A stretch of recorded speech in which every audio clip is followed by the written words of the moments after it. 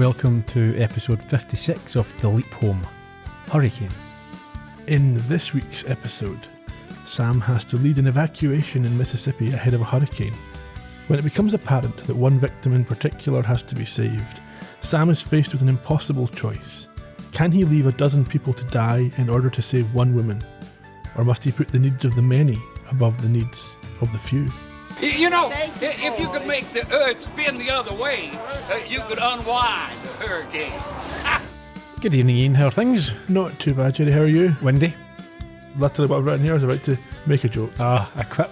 Yes. Bit windy this one. Bit like sitting near you. Yeah. Sam up to his old tricks here. That's exactly Some of his old tricks. That's exactly what I've got. Sam back to his old ways. He is a thoroughly despicable individual. I'm sorry. That's where we are with this now. I'm watching it. I'm just getting angry at Sam just being a... We don't need both of us. We're thinking about this so similarly now. We just do alternate weeks. Save ourselves a lot of time. Yes, he's just a... We'll get into the specifics of this, but he just is not a good guy. I don't know, where does he get the reputation of being a good guy? I'm not sure. Even Al in this episode, I think this is his second time this season. Yeah. Al's been the voice of reason when Sam has been getting amorous. Well. And that's not a good sign. Although, to be fair, they'd swap personalities in one of them. Before we get into this, social media, please speak to us about these episodes if you want. We are on X, formerly Twitter, and Facebook at Leap Home Podcast. There's show notes at theleaphome.com where you can leave comments, questions, or reminiscences of when you first saw these episodes. And if you want to hear the podcast ahead of the pack, go to our YouTube channel, Columbo Podcast Productions, where you can get each and every show 1 week early. A different feel was, I'm not sure what caused it. I think it maybe Sam's internal dialogue was exceeded only by the use of the driving score and the stock footage. Yeah, it's a device that they usually keep in their back pocket a little bit, Sam's internal monologue. It's just for a little quip here or there. Usually it's not funny. But, you know, it segues from one thing to another thing, whatever. But in this one, it was pretty prominent. They've obviously not been able to show... Well, this is it. You should be showing, not telling, shouldn't you? Anyhow. It's not the only problem with this particular story. No, we'll get there. I think it was the same start that we saw at the end of last week's episode. So this dark-haired woman who turns out to be Lisa is talking to curly-haired girl, Sissy, who is working for the Red Cross. Sam's there in a deputy's beige uniform, or khaki, they call it later on. Yeah, he's helping Lisa load up her car as she prepares to leave the area due to the imminent hurricane. And we find out that she's recently lost her father. Yeah, she's put something that reminds her of him. It's the last thing she has. She wants to save it, and Sissy's sympathetic to that. The mention of the inclement weather comes as a surprise to Sam, and then he gets another shock when a newspaper lands in his face, causing him to drop the pussy that he is holding. Boots, is it? Puss in Boots. Yeah, very good. And we get the obligatory "oh boy." We then get the credits, and we learn that it is August the 17th, 1969, when we return, and it's an immediate pickup. The summer of 69, some might say, some might sing. But we're not going to. No, we won't do that. Yeah, we return to the women, both of them acting like the newspaper was a brick. Yeah, it's a bit unusual, isn't it? He pulls this paper off his face. And they suggest that he might want to go to hospital. For being hit with a newspaper. That's maybe unwanted education being forced into his eyes. Anyway, talking of his eyes. Yeah, well, there's a couple of things. I don't like this. Why do they do this? Never gets... There's no payoff. There's no point doing it if you're just going to drop it. Sissy is tending to him from his injuries, his paper cuts, which I think we see that it sort of annoys Lisa. She's not, a little bit... she's a little bit edgy about it. Yeah, and we get this a musical marker as you say, Sissy for some reason is able to detect a hint of green in Sam's eyes. This is never explained how she sees this. We've touched on this sort of thing once or twice in the past where Sam's convinced someone can see him for who he truly is and all this sort of stuff, and it's through the eyes. But it's not just her. It's not like you can say, okay, there's a connection, a love or a chemistry between them, because there's someone else that... But she doesn't have a connection to Sam. So why would she see Sam's eyes? I don't know. But also, I have an issue. We'll get to the later one later on, because it's getting There's two later on. One that should be and isn't, according to the rules that they set up. Yes. Okay. Sam quickly moves away from her and looks for this cat that he's just dropped. Yeah, he basically ignores her remark. Well, he doesn't know. He has not taken stock of the situation, so he can't commit to anything personal at this point until he knows exactly who he loves and why he loves them. Lisa, at this point, I think she asks for his advice on where she should go. He isn't really sure, but after surveying the conditions and the stock footage, suggests that she head inland as quickly as possible. He gives some very generic advice, doesn't he? Go inland and out of the path of the storm. Away from the water and the wind, yeah. Now, after she drives off, Sam considers that a hurricane is similar to his leaping in that strange, unforeseen forces hurl him It's a terrible analogy. into unpredictable situations. It's not the first time they've used a terrible analogy for leaping. Yeah. I wonder if they do it on purpose. I think so. We'll put one in here. We'll say that leaping is like eating a banana split because it's creamy in the middle and a bit sticky at times. Okay.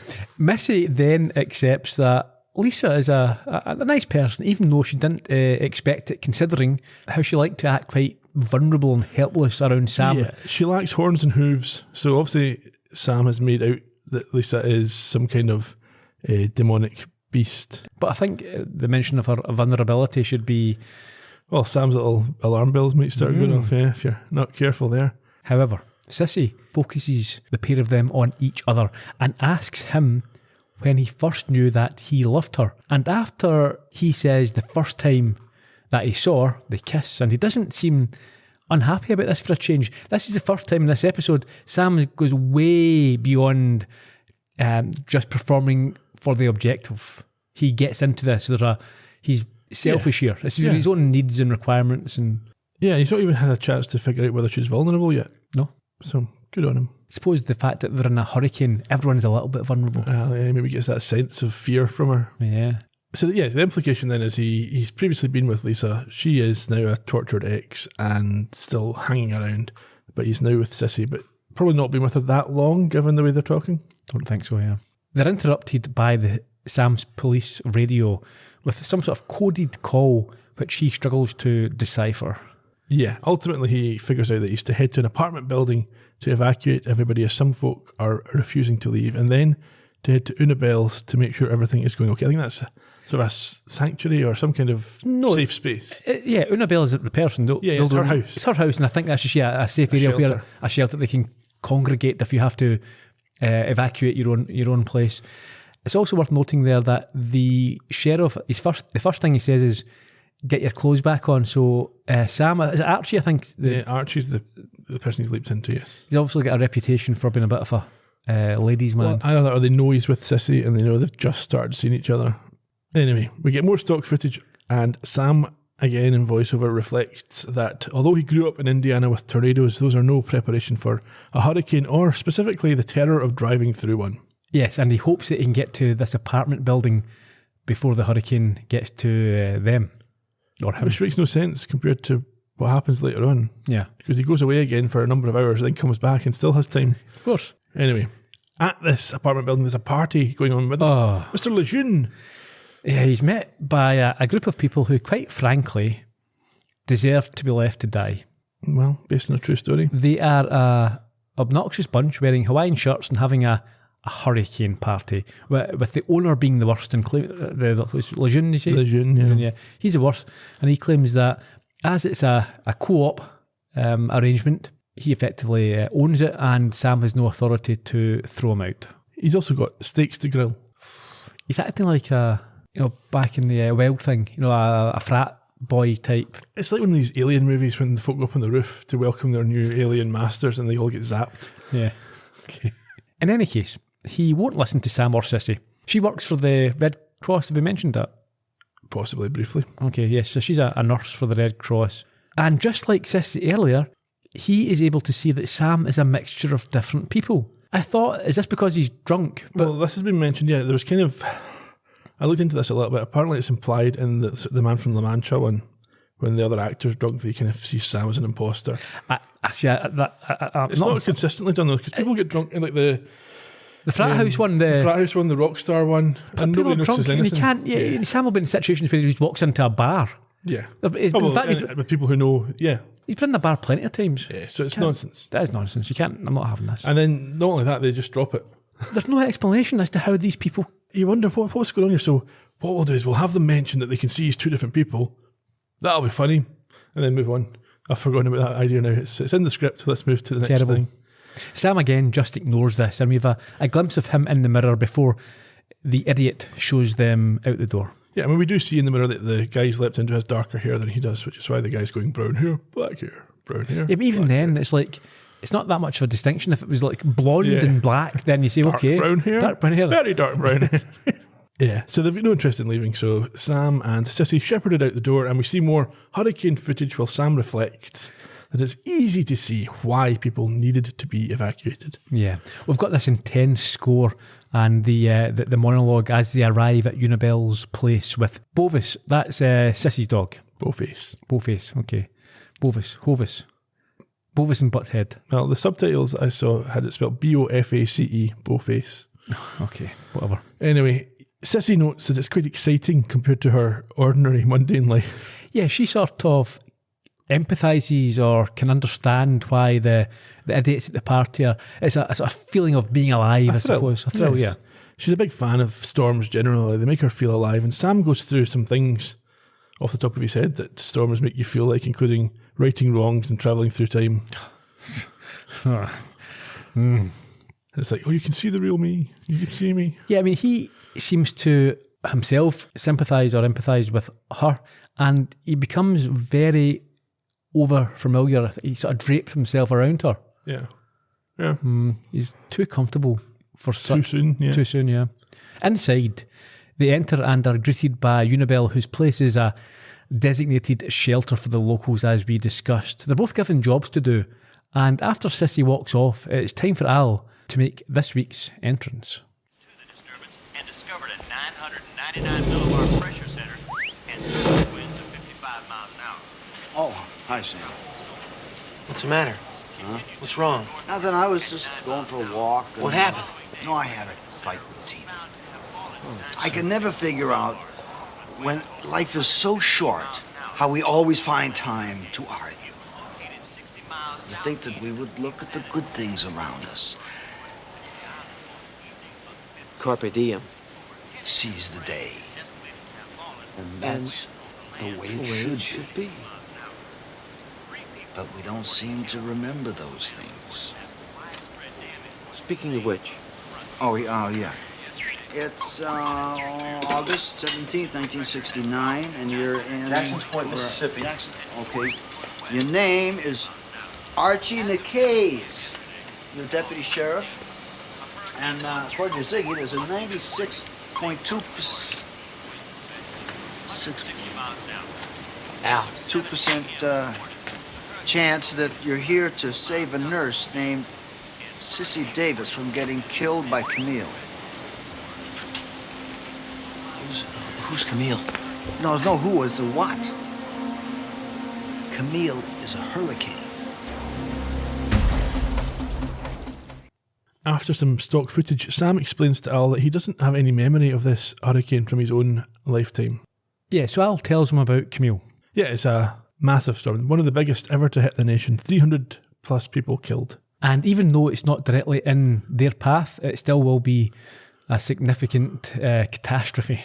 Yes, and at this point we see Sam is doing his usual nonsense, talking to Al openly in a room with other people in it. Sissy walks past, but seems surprised and amused more than... That's an odd behaviour as well, isn't it? Unless he does this all the time.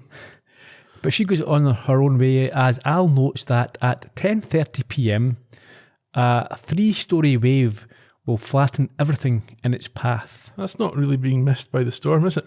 No, it's been hit by the storm. That's a really fringe definition of, you're not going to get hit by the storm, but this 3-story wave tsunami is going to come through and kill everybody.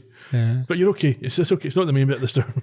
Fortunately, Unibel's place is going to be okay, and Archie, in the original history, heroically evacuates the idiot party just in time, but Sissy dies at her own home after being hit on the head by something.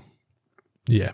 We'll get to that. Ziggy doesn't know why she returned there, but the coroner fixed her death at 10:30 as she had that smashed wristwatch on. This annoyed me. The wristwatch? Yes. Yeah, that could have been... Anytime. She could be lying there dead and then more debris comes in and hits her Exactly. watch. Or we're in the middle of a storm just now. So at any point... But it's well known in fiction that when you die, your watch breaks. At this point, Sissy wanders back through and again sees him talking to himself, and when he suggests that she goes back home to pick up anything she needs now rather than later, she can't think of anything she might want. Yeah, so she says that she will go or think about getting something from her house, but Al knows this isn't good enough. She still gets killed. He then leaves to see if he can find out what it is that she went back for, and tells Sam to stick with her. I don't think he needs to be told to do that this week. No, but at this point, Lisa arrives at the shelter. Harassed and windswept. She says that seeing Archie again made her think that she might, or he might want to go out with her. Yeah, again. for dinner. When he declines, she goes a little bit bunny boiler and gets upset when Sam points out that he can't turn back, or they can't turn back the clock and change having met Sissy. That's a weird response. You shouldn't want to. Yeah. It's not like, oh, if I could, I It's would. very weird because normally he would, first of all, have checked with Al, who's he meant to be with, and all this sort of stuff. Mm-hmm. And second of all, he probably played it a bit more neutral. He wouldn't be like, what if we'd stayed together? What if I hadn't met Sissy? Oh. Yeah. He's quite adamant. She starts to break down and compares herself to her mother with regards to men leaving her. So there's definitely some sort of daddy issues here. Well, she says that she can't eat for thinking about Archie, and then talks about her dad not staying with her mother, and tells Sam that he looks good, and he doesn't in any way play this down. He says that she looks good as well, which is bound to antagonise her. Well, what she actually says is that he looks good and she is vulnerable. This must... Oh, Sam's got his dander, his pecker up here. Sam Tingle. Yeah. So he returns the compliment. Lisa then asks what... She looks over at Bovis, asks about his name, before a bit pathetically implying to Sam that if he changes his mind, she will be waiting and available before heading back out into the storm. Yeah. On her way out, he asks if she's going to be okay or if she wants to stay, and she says she does not want to stay, and she leaves. It doesn't really, considering his job anyway and his role. Yeah. Well, they know that she was going inland and away from the story. Yeah. But at this point, yeah, you can see on his face that he's concerned, and we hear him thinking that he should have tried harder to get He her didn't to try stay. at all. He just went, okay, bye. Yeah, no, she's an inconvenience to him. Especially as she is clearly confused with feelings for him that even a hurricane cannot stop. Oh, more stock footage, and then a wee bit later on, we see Sam helping a family who are arriving at Unibel's, including an older woman in a wheelchair and her husband. Yeah, it's 3 generations. They've come to take shelter, and we've got this sort of cliched elderly comical couple that, Yeah. you know, they say funny things that are inappropriate They're things. slightly dementia-ridden. Yeah, I think it's their 61st or 60th Yes, it's their wedding. 61st anniversary. They got married after 2 weeks. Sissy and Sam are watched by we'll presume the husband of the... Well, the son, maybe, of the older of the couple. He's arrived with them, and this is a bit icky.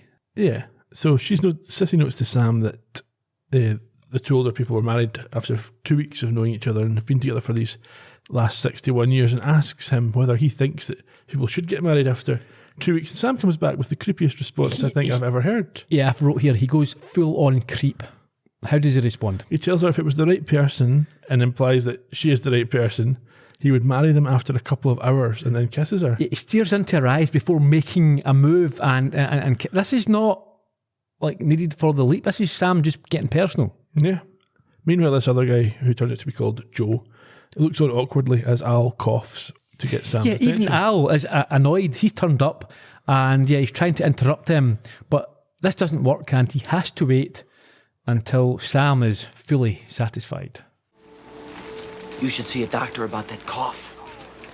What cough? What do you got for me, Al? Well, I hate to interrupt your hanky What do you got, here, Al? but Ziggy's come up with a new wrinkle. It seems that one of the people here is one Joe Deaver. Yeah, he just got here a little while ago. He came with his grandparents, his wife, and 2 kids. What about him? What? He came with his sister and her 2 kids. Okay, he came with his sister and her 2 kids. Yeah. So what? So, this is the kind of guy they're going to be writing box office smashes about 20 years from now. He's one of Sissy's ex-boyfriends. He's got a hot temper, he's a violent type, and he's insanely jealous. And according to Ziggy, Sissy is last seen leaving Unibells with him.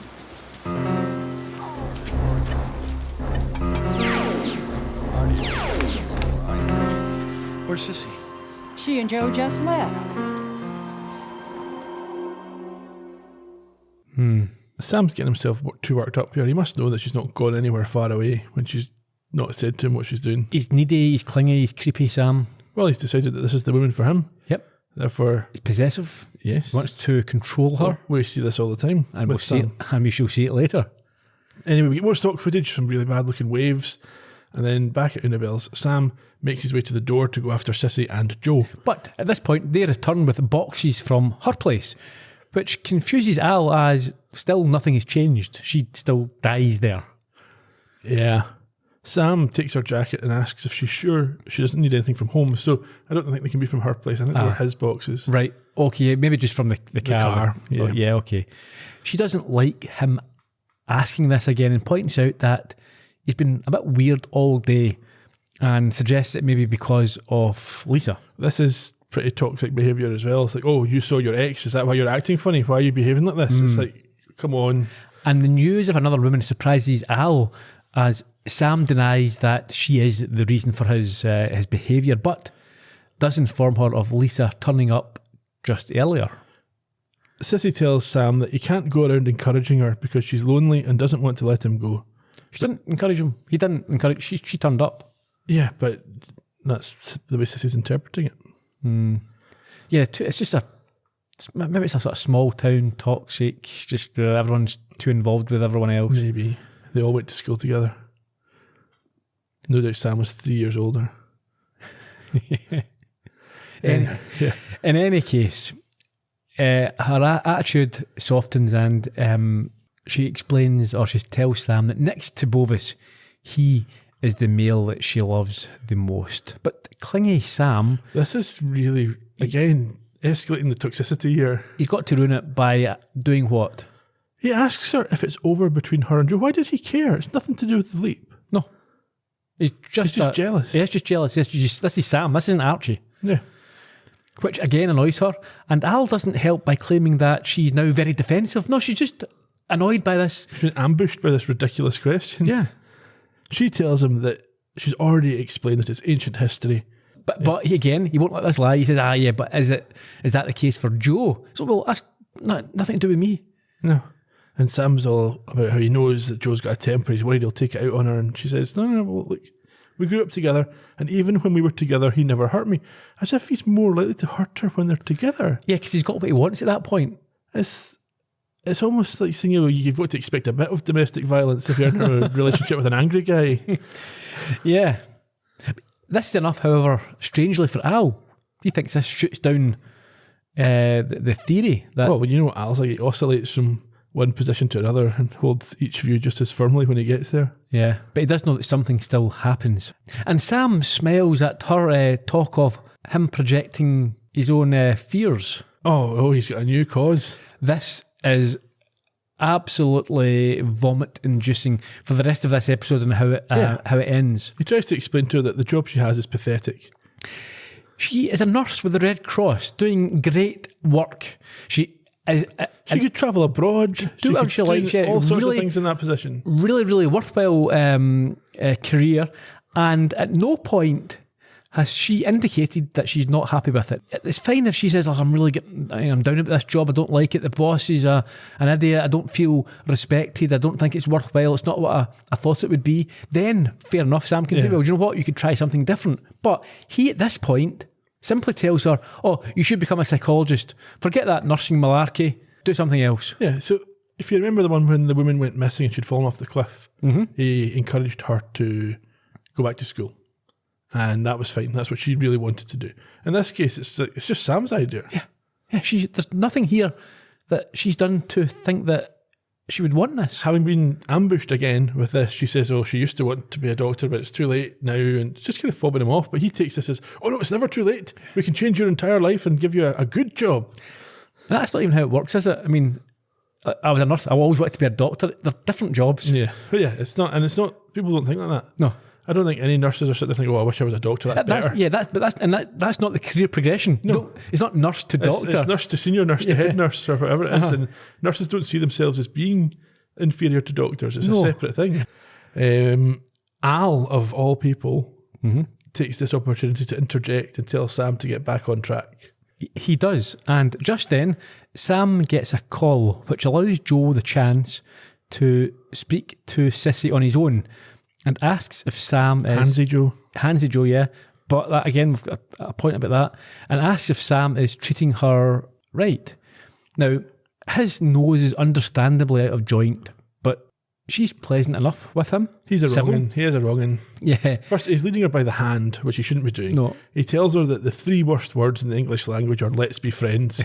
I said, well... You're gonna die. He says it's hard watching her with Archie, and then grabs her aggressively by the arm. Yeah, he wants her to listen, and he pulls a Sam move by holding her shoulders so that he can talk to her. We've seen this, and we've discussed this numerous times. This is exactly what Sam does to try and get through to a woman. Almost every woman, yes. And this is seen by the hypocrite who bounds over with his silly run. Sam.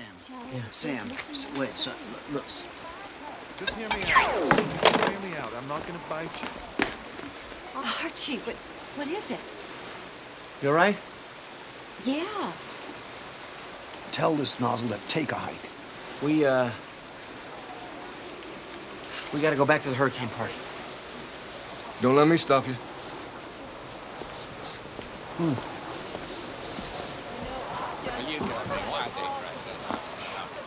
You looked like you were gonna... I know. I just thought... I don't believe you did that. My knight in shining khaki. Charging to the rescue. Look, I'm sorry. I overreacted a little bit.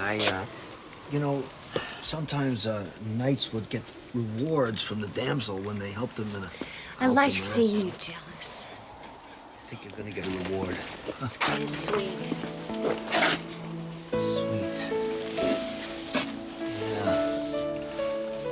Yeah, but you know, Sam, I don't think in the closet there, Sam. Oh. You gotta make it a king. You gotta put the king. Oh, right, okay. Where do we start? Where do we start with this? So, as they're getting down to it, like a couple of teenagers from the start of Teen Wolf. But before that, let's go back a bit, because this is odd behaviour by Sissy. So Joe has grabbed her by the arm. It's understandable why Sam has come over to check she's okay. And she acts like he's an idiot. Yeah. We know why, but because she likes the fact that there's sort of 2 men being jealous and fighting over her. She's admitted that. Yeah, but she's playing them off. Yeah. She's manipulating them. Yeah, of course, yeah. She's been out of order here. The 3 of them are just not pleasant at all, really. They're not good people. They're not. Especially what happens here. So she has her ex-husband, who she knows... Her ex-boyfriend. Her ex-boyfriend. But they've been together for a long time since we're kids, right? Who has admitted that he's jealous and he's hurt. Right, it's understandable. That's fine. Those emotions, you can't, you can control them, but you can't deny them if you have them. You should probably keep them to yourself. You should keep them to yourself, certainly. But it's a human. It's only human to feel jealous. Yeah, but she's provoking that. But then pulls her new boyfriend into the closet, like kids, and goes in front of him. Like, why are you being that's a really scummy move. The guy's upset. And not only that, they're in the middle of a hurricane. Well, there's stuff needing done. That's the other thing. What they're doing here. And this isn't just Sam being, or the 2 of them being sort of normal citizens who, they're not obliged to help out. This is their job. Yeah. It's ridiculous. So when they eventually come out of this closet, having kept their clothes on apparently, Sissy's looking for Bowface, but apparently Joe's let him out the door. Well, I think we saw that. Now, so here's a question. If it wasn't for Sam's getting involved in, acting like this, like an idiot, with Joe's done this because he's unhappy, he's annoyed with what they're doing. So if they hadn't done this, then Joe would perhaps not have let the dog out. Well, maybe we can assume that Archie did something similar in the original history, because we know that there was a reason for her to go back to the house. Yeah, I've got a lot of sympathy for Joe here. For letting her dog out? What if they get killed in the hurricane? I don't know, I've got a lot of sympathy for Joe here. Yeah. Joe, what's the worst Joe's done here? He's done what Sam does all the time. He's grabbed her shoulders, right? He's not pleasant, but he's not beating anyone up. He's not. There's been no. She's said herself, he's never done anything. She's perfectly happy to be pleasant to him. She's not scared of him or anything like that. That's right. He's done nothing other than hold her shoulders. Yeah, there's a bizarre series of events. So both Sam and Sissy are ready to go out and get the dog and go to the party to break it up, because Sam's been told to do that. Yes, but then they realise they don't have time to do. Well, he realises that Sissy will be at the house at the wrong time. So he says he'll get the dog and go to the party. Yeah, she's to wait there. But why is she to wait? Why can't she just come with him and wait in the car? Well, he's scared that, he knows she's going to die from something that happened. So just you stay here. We know that she doesn't die. Why does she agree to this? Don't know. Well, she shouldn't. It's her dog. Yeah, and it's her job as well to deal with these other things. Yeah. Very. Well, I'm not sure if it's her job to deal with the party. No. He's a police officer. Yeah, okay. She's getting no. Yeah, I think it's past the point of where the Red Cross are intervening. Yeah. So anyway, yeah, she agrees and stays behind while he goes for the dog and the people at the party. In the car, as he drives, the utterly unself-aware Sam wonders why Joe would have let the dog out. It's like, what could we have possibly have done to upset Joe? It doesn't matter though, because seeing as Sam is going instead of Sissy, he'll be able to leap as soon as he returns to the house with Bowface. So at her house, with the music pumping, the weather's more dramatic now as well. Sam struggles through the storm and up to the outside of the building, where he does indeed find the mutt. Not very happy dog. No, well, you wouldn't be. It's miserable out there. Which he brings back to the car. This is another point that we alluded to earlier on. So there's two people who should not be able to see Sam, who have seen him for no reason. Yep. But we do know that animals can detect something. Al, normally. Oh, Al. Yeah, and Al comes into the car at the moment. Yeah, and gets no reaction. They're just not bothered about this at all. Anyway, Al has a message when he comes. What's that? Sam has changed history, but not for the better. Why not? Sissy still dies, but at Unibel's. He explains to Sam that he doesn't have time to save both Sissy and the people at the party, but that just turns out to be wrong. Yeah, Sam uses his radio and he asks for cringeworthy. Yeah, he asks for a rescue team to be sent to the apartments, but apparently there's no one available, so he has to make a decision. Well, he then asks them, "Can you phone Sissy?" And they're like, "No." Yeah. Can you send someone around? No. We're in the middle of an emergency. We're sending a police officer to keep your girlfriend in the house. That's exactly. ridiculous. She's a professional as well. She's not a member of the public. Why would you even think to ask that? It doesn't make any sense. There's no way they would ever agree to do that. No, they're really busy. This will be the biggest event of their careers, their lives. Yeah. They're trying to deal with here. That's a potential catastrophe. Yeah. Not sending a squad car to see if she's all right. In the moment, Sam makes his decision and tells Dispatch that he's heading to the party. It's one of those, what's it called, the trolley philosophical problem, isn't it? You're causing people to die. Or one person to die, or... Did you pull the lever or not pull the lever? What I would do is pull the lever, then loop it back around to kill the other person. And get them all, yeah. Get them all. 100%. Top score. Al tells Sam that there's a safe place 2 blocks away from the party. So this is changing everything. Instead of Sam relocating the party people to upstate, he can take 2 blocks, then head back to save Sissy. Now, he's trying to save some people here. He does one of the most ridiculous and dangerous things that you can do. So he's at the apartment. No one's really listening to him again. So he pulls out his gun and he randomly fires several shots. Well, he knows the rest of the apartments are closed. No, you don't know that. No, you don't know that. You never assume. Gun safety, Ian, I'll tell you about gun safety. You never... always assume there's something behind her. He's literally firing into other apartments. Yes. Someone could have crept up there. There could have been people at this party getting up for a bit of... the next apartment a bit of private time. Yeah, there could be an elderly person above who didn't know about this and has collapsed and lying in the ceiling and gets a bullet through the head, or lying on the floor. That's better for them than getting drowned by the... Yeah, but you just don't randomly fire in buildings your gun. Yeah. However, having done it, it sobers everybody up and they all get out. And back at Unibel's, Al impatiently waits for Sam's return. He's very anxious. And then they all get a fright when a window is blown out. So Sissy ushers the group upstairs just as Lisa turns up, claiming that the road she was on was washed out, which Al is checking and finds that she's not telling a... I mean, that's very specific information for Al to be able to access which roads weren't closed. Mm-hmm. Anyway, he knows that she's lying and is very concerned. We see Sam driving back as Sissy goes to get Lisa a coffee, and she walks over with an ominous eye on the knives that are lying on the I think floor. it's fishing gear, isn't it? Is it? Okay. Maybe not, but I thought she was referring to fishing, and I assumed there was a connection. But yeah, Lisa's behaviour is weird. She won't go upstairs with the rest. She says, no, make me a coffee. Yeah, she wants to stay down with... And Sissy's like, oh, okay, that's a bit weird, but I'll make you a coffee. Yeah. No, you get... What do you think this is? I'm working I'm here. not your skivvy. No. In any case, Al doesn't have a good feeling about things, and when Sissy returns, he is proven right. Let me see. Come on, Ziggy. Give me... Uh-oh, Ziggy. Give me some information Lisa? here. Archie used to take me fishing all the time. How about you? No, we haven't gotten around to that yet.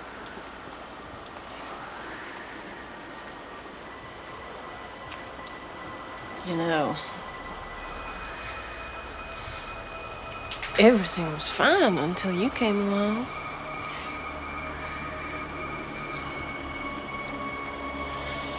Until you stole Archie.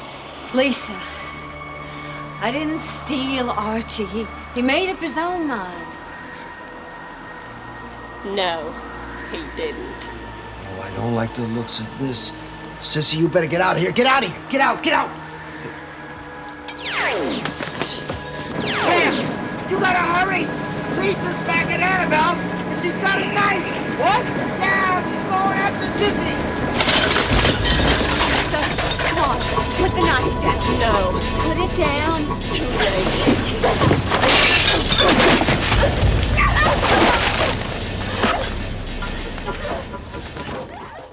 Must admit, I liked that whole scene. It's like something from a 15 rated horror movie. You know, made for TV maybe. Yeah, maybe. I think Al should have been less concerned because he knows that Sissy doesn't die from being stabbed. Yeah, that's true. Anyway. They struggle, and Lisa is quite violently beats Sissy's head several times against the wall until she falls, and we see her broken watch. And just as Lisa is about to finish Sissy off, Sam arrives in a blur of action. Yeah, she picks up a block of wood. I thought maybe at this point, okay, that's it. She's sort of calmed down, the adrenaline's passed, and she realises that, oh, I've made the mistake. But no, she goes over to the fireplace, picks up a log, and is about to smash her, cave her head in. Yeah. What does Sam do? He takes her down briefly, but she's able to fight away from him, saying that she wants them to be together and that killing Sissy is the way to achieve that. Yeah, I mean, she's having a complete mental breakdown in this situation, Lisa. Yeah. Sam puts himself in between the two women. He pulls out his gun. Lisa's obviously got the knife. Yeah. And Al, he's a maniac. He's like, shoot her. Yeah, kill her, murder her. It's like, not right now. She's got a knife, he's got a gun. Just shoot in the leg or something. Yeah, you don't need to. But what does she do? She turns the knife away from Sam and Sissy towards herself, and Sam at this point drops the gun or puts the gun away and is able to subdue her before she can do any harm. Yeah, he leaps again at her, wrestles her to the ground, and sort of holds her as she's shaking. And yeah, I mean, she just says to him that everyone leaves her, but she won't let him leave. Yeah. They can die together. I thought, in fairness, this was sort of drip fed to us right from the start. You know, she talked about the last thing when she was packing up at the beginning. Yeah. A memory of her father, and she talks then about her mother. So, that, you know, this character, this development for the TV show that it is, has been well crafted. And while Sam's holding her, Sissy comes over and cuddles up, so it looks like they're going to start a throuple. Yeah, well, why not? Yeah. Well, I think they'd all be into it. Got a feeling Sissy would be as well. Oh, for sure. Lisa might not be. She may not want Sissy around. Well, she would be, but it'd be like Basic Instinct stuff. You'd always be watching. She'd be poisoning her tea. Lisa will as well. Yeah, okay, let's have a bit of fun. We'll tie up Sissy tonight then, yeah? No. You're the one that's always getting tied up. Okay. We skip ahead to the end of the Hurricane, and the divers are leaving and Sissy's waving them off as Sam sweeps up some mess. Yeah, the literal and the metaphorical storms have passed, and with the guests left, Sam complains that to Al that he is the only one still there. Sissy asks Sam what he thinks will happen to Lisa, and he says that with the right help, he thinks that she'll be okay, before once again turning his attention to fixing Sissy's employment situation. Yeah, okay, so Sam, what he's done here is he's waiting for Al to confirm what the outcome actually is, but he makes this guess which is accurate, and Al agrees that yes, a couple of years of therapy and Lisa's basically fine. Yeah. And he then won't let this lie, as you say. Rather than her continue with her nursing career at the Red Cross, he insists, he pushes her. A very worthwhile nursing career at the Red Cross, as we've said. He pushes her into agreeing effectively to leave her, quit her job, and go back to school to learn to be a psychologist or something. Nothing can be too scary when you've survived a hurricane and a murder attempt. Well, that's not really how it works. There's different types of fear. Yeah. You know, it's I once done a bungee jump, I can never be scared of public speaking. A very unimpressed Al says, yeah, okay, that works, that's fine. And Sam leaps. Well, yeah, he does leap, but he looks at Al, who gives him a sort of sorrowful acknowledgement that he is about to leap, and you can tell that Sam's not happy. They hug, and he's got that embrace, and he doesn't want to be getting taken out of this one. Yeah. Why is he so?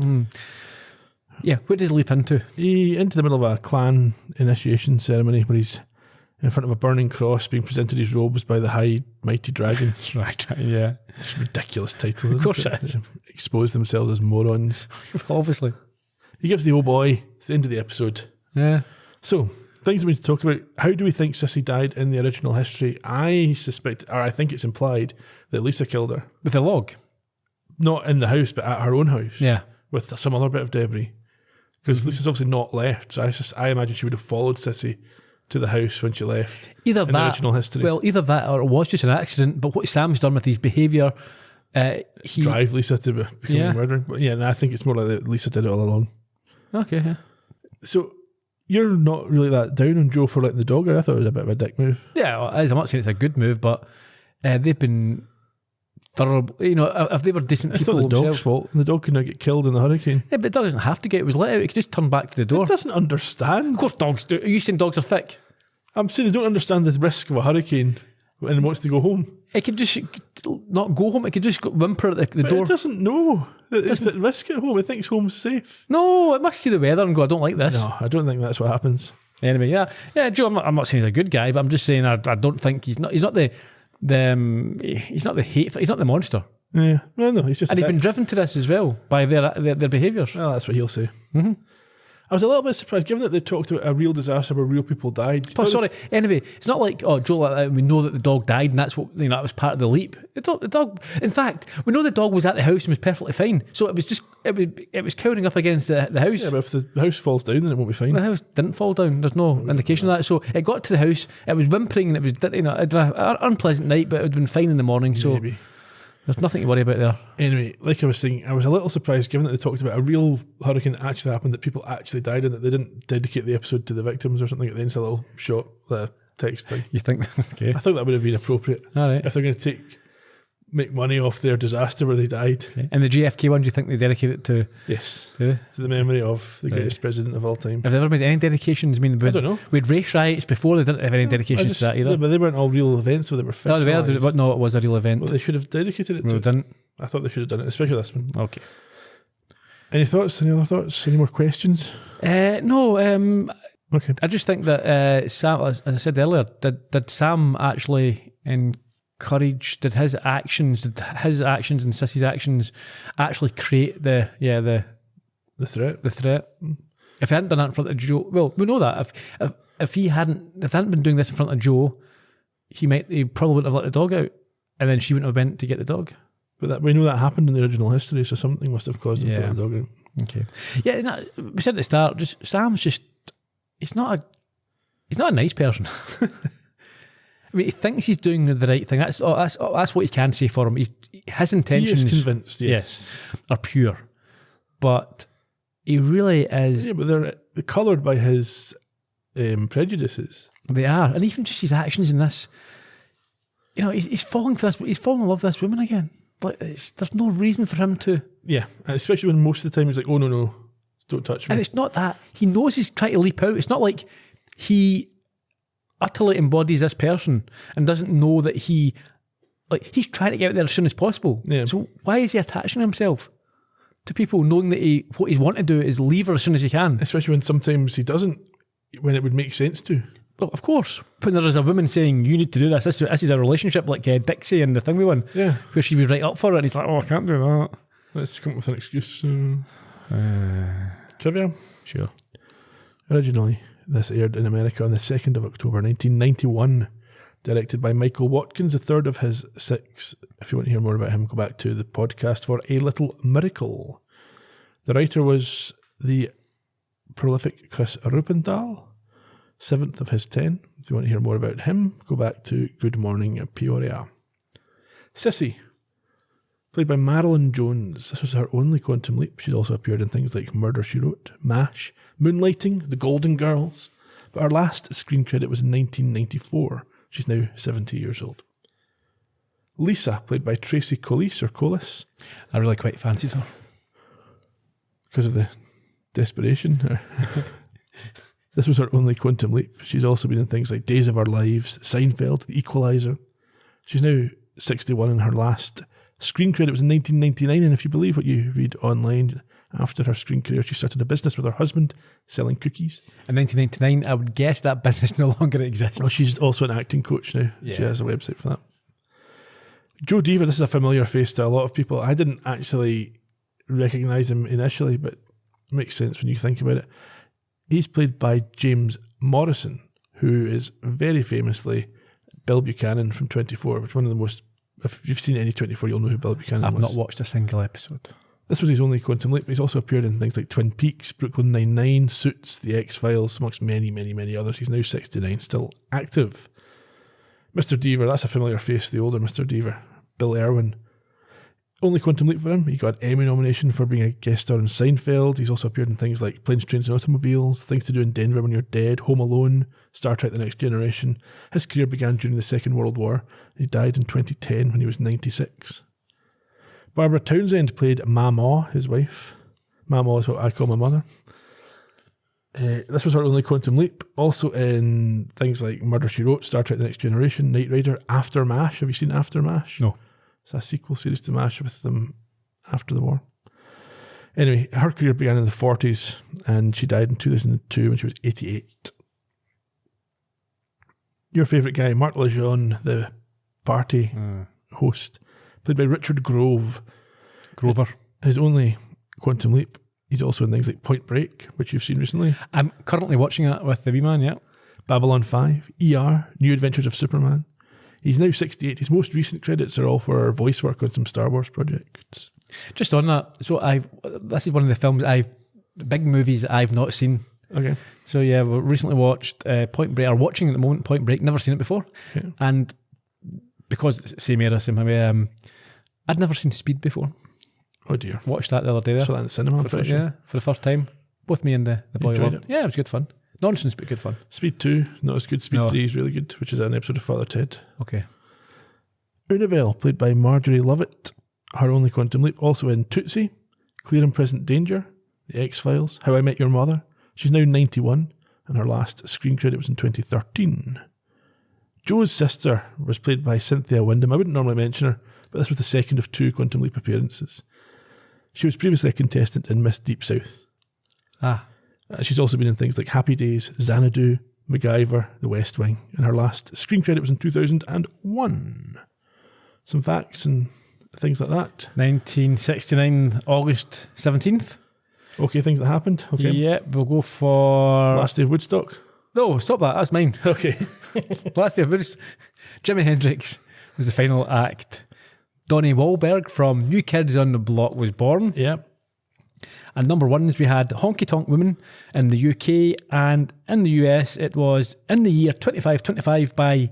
Now, I'm not sure if this is it Zager or Zager and Evans? Okay. I'm aware of the song, but I couldn't have told you anything about who performed it. I wonder if they were a one-hit wonder or not. Some other bits and pieces from that day and around that time. Obviously, Camille was a real storm. On that day, hit Alabama, Louisiana, Mississippi. It was 259 people that died, not the 300 that Al talked about. A few days earlier, British Army was deployed in Northern Ireland for Operation Banner. The Manson family were active. They killed at least one person that month in America. And on the 18th, the following day of August, Mick Jagger was shot during the filming of Ned Kelly, but survived. Yeah, obviously. Other bits and pieces. So Camille was the second strongest storm to have ever hit America at that time, until it was surpassed in 1992 by Hurricane Andrew. The strongest storm was the 1935 hurricane in the Florida Keys that wasn't named. The footage that we saw of a hurricane was actually from Camille during this episode.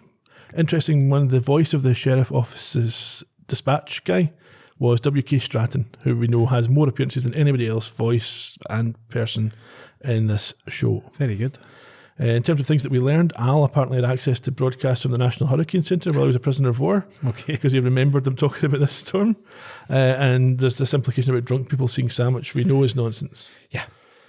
Not even drunk people, but Sissy as well. How does she... Yeah. Or lovers and drunk people. It doesn't add up. It's only sometimes. It doesn't, there's no rhyme nor reason. And dogs sometimes don't see Al either. Or don't care. care. Next week, we have Justice, where Sam has to tackle racism and save a life on the baseball field. We'll see you in 1965. Until then, cheerio. Bye-bye.